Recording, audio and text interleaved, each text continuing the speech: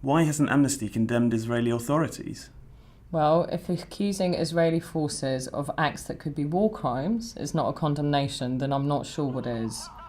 Day after day, the evidence was mounting. Hundreds of civilians have been killed, thousands of homes destroyed. Gaza's only power plant has been hit.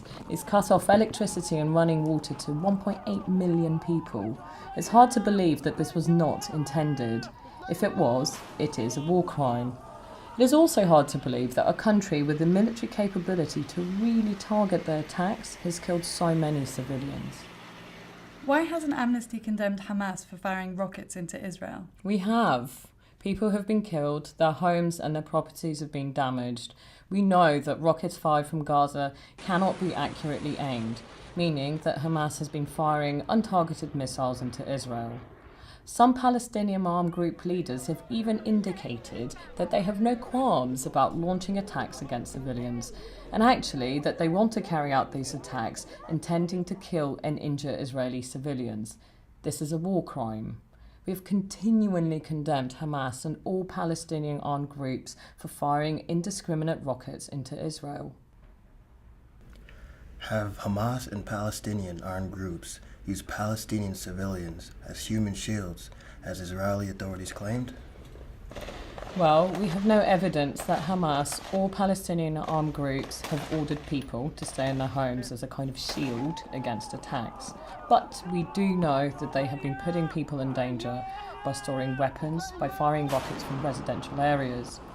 But keep in mind that, though, even if human shields are being used, international law is clear that Israel still has to protect those people.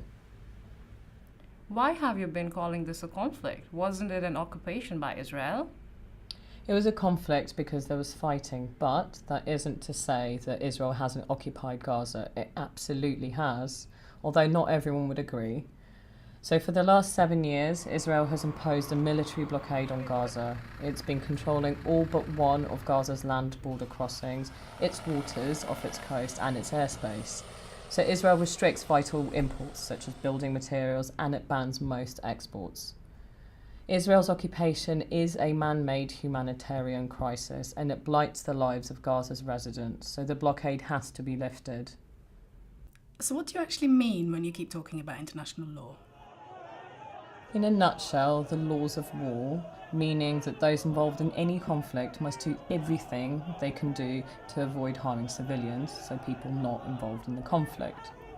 Deliberate attacks on civilians or civilian buildings, whether that's homes, medical facilities, schools, government offices, anything like that, are strictly banned. So using weapons that cannot accurately pinpoint a target in areas crowded with civilians and not differentiating between civilian and military targets is also strictly not allowed. So what exactly has Amnesty done? Well, we've called on both sides to respect the laws of war and to help people not involved in the fighting stay safe. It was so serious and so shocking that we're actually lobbying hard for the International Criminal Court to investigate what has happened, and we're researching and building a strong case to make sure that those responsible answer for their actions. At the same time, we've been mobilising millions of our activists all around the world to make sure that countries stop arming Israel, Hamas and the Palestinian armed groups with weapons that they can use to commit war crimes. In fact, one of our key action targets is the USA, Israel's biggest arms supplier. An arms embargo would be a way for countries to send a really strong message that they refuse to be accomplices in the kind of horror that is taking place in Israel and Gaza.